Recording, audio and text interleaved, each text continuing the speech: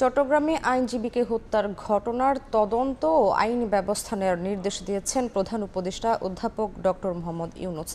মঙ্গলবার verified Facebook পেজে তিনি নিন্দা জানিয়ে সবাইকে শান্ত থাকার পাশাপাশি যে কোনো অপ্রীতিকর কাজে অংশগ্রহণ থেকে দূরে থাকার আহ্বান জানান। এছাড়াও তিনি আইন প্রয়োগকারী সংস্থাকে নিরাপত্তা জোরদার করতে নির্দেশ দেন। তিনি বলেন, যে কোনো মূল্যে বাংলাদেশের সাম্প্রদায়িক সম্প্রীতি নিশ্চিত ও বজায় রাখতে অন্তর্বর্তী সরকার বদ্ধপরিকর।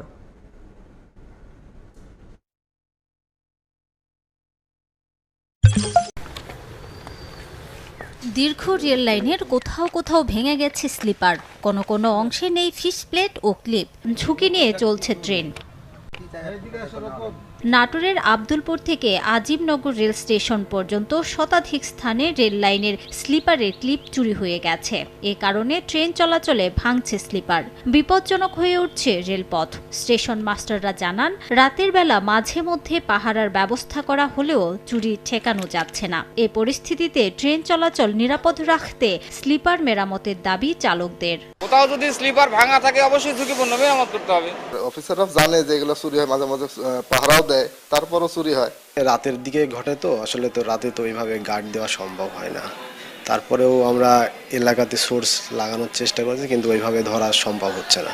আমাদের তদন্ত চলতেছে, এখন আমরা চেষ্টা চালাচ্ছি আর কি।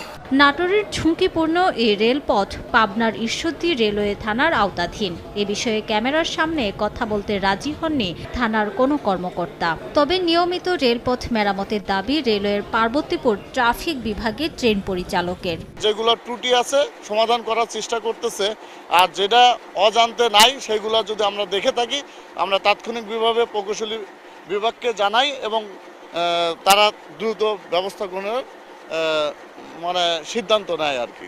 নাটোরের আব্দুলপুর আজিমনগর রেলপথ দিয়ে দৈনিক গড়ে ৮০টি যাত্রীবাহী ও মালবাহী ট্রেন চলাচল করে। সময় সংবাদ, নাটোর। আপনাদের কল করা হয়েছিল বাংলাদেশ অর্থ মন্ত্রণালয় থেকে বেসামরিক ছাত্র আন্দোলনে যারা আহত হয়েছিল, আহত পরিবারদের আপনাদের যে সরকার থেকে আর্থিক সহায়তা প্রদান করা হচ্ছে, যেটা চলমান 2,50,000 টাকা। এভাবেই নানা অভিনব কায়দায় জুলাই বিপ্লবে শহীদ পরিবার ও আহতদের কাছ থেকে টাকা হাতিয়ে নিচ্ছে সংঘবদ্ধ প্রতারক চক্র। আপনাকে কল দেওয়া হয়েছিল, লাইনে পাওয়া যায়নি, সেক্ষেত্রে আপনি লাইনে আসলে account number, ATM, visa, debit card number লিখে দেন, ঠিক আছে? এমন প্রতারক চক্রে ফাঁদে পড়েন জুলাই বিপ্লবে চট্টগ্রাম নগরীর মুরাদপুরে আহত শিক্ষার্থী আমজাদ হোসেন। 15 দিন আগে অর্থ মন্ত্রণালয় থেকে সহায়তার নামে একটি মোবাইল নম্বর থেকে ফোন আসে। 2.5 লাখ টাকা দেয়া হবে এ কথা বলে হোয়াটসঅ্যাপে এটিএম কার্ডের ছবি, ব্যাংক অ্যাকাউন্টের তথ্য দিতে বলে। গত 4 নভেম্বর একই কায়দায় আরেক আহত শিক্ষার্থী ইমতিয়াজ উদ্দিনের অ্যাকাউন্ট থেকে 2 ধাপে উত্তোলন করে নেওয়া হয় 40,000 টাকা। আমাদের অফিসিয়াল হোয়াটসঅ্যাপ নাম্বার থেকে আমি আপনাকে নক করতেছি স্যার, আপনার এটিএম কার্ড দিয়ে এটিএম কার্ডের 2 পাশের ছবি তুলে আমাদের হোয়াটসঅ্যাপ নাম্বারে পাঠাবেন, আমরা কল করে টাকাটা জমা করে দিতেছি। আমরা বলছে যে আমরা মন্ত্রণালয় থেকে বলতেছি আপনাকে 1 লক্ষ টাকা দেওয়া হবে, এখন 50,000 টাকা ব্যাংকে দেওয়া হবে, পরবর্তী ওগুলা তোমাকে হাতে হাতে দেওয়া হবে বা তোমাকে প্রোগ্রাম করে প্রোগ্রামে দেওয়া হবে। ছবি পাঠানোর পর হঠাৎ করে আমার ফোনে অনেক মেসেজ আসে এবং হঠাৎ করে 2 ধাপে 30 এবং 10 করে 40,000 টাকা বেশি তুলে ফেলে এবং পরবর্তী আমি বিষয়টা বুঝতে পেরে কার্ড ফ্রিজ করি এবং পুলিশের কাছে সাথে যোগাযোগ করি। শহীদ ও আহতদের দেখভালের দায়িত্বে থাকা ছাত্র প্রতিনিধিরা বলছেন, সহায়তার কথা বলে SMS ও ফোন কলের মাধ্যমে অর্থ ও স্বাস্থ্য মন্ত্রণালয় এবং জুলাই ফাউন্ডেশনের নামে এই প্রতারণা করা হচ্ছে। এরই মধ্যে অন্তত 7 জনের কাছ থেকে চক্রটি হাতিয়ে নিয়েছে 4 লাখ টাকার বেশি। তারা এটিএম কার্ডের ছবি নিয়ে ওখান থেকে বিভিন্ন কলাকৌশল টেকনোলজি ইউজ করে আহতদেরকে তাদের যে সিম্পেথি আছে ওটাকে কাজে লাগিয়ে তারা কি করতেছে, এভাবে টাকাটা হাতিয়ে নিচ্ছে। পুলিশ প্রশাসনকে বলছি, এমনকি বেশ কয়েকটা জিডিও হয়েছে, ইতিমধ্যে একটা জিডিও হচ্ছে র্যাবের কাছে গেছে। তো আশা করি প্রতারক চক্র শীঘ্রই এই প্রশাসন তাদেরকে ধরার ব্যবস্থা করবে। তদন্ত করে ব্যবস্থা নেয়ার কথা জানায় পুলিশ।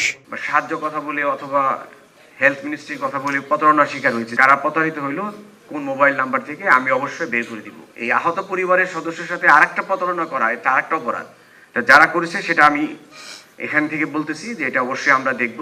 চট্টগ্রামে বৈষম্য বিরোধী ছাত্র আন্দোলনে শহীদ হয়েছেন 9 জন, আর এখন পর্যন্ত আহতের তালিকা হয়েছে 406 জনের। শফিকুল আলম, সময় সংবাদ, চট্টগ্রাম।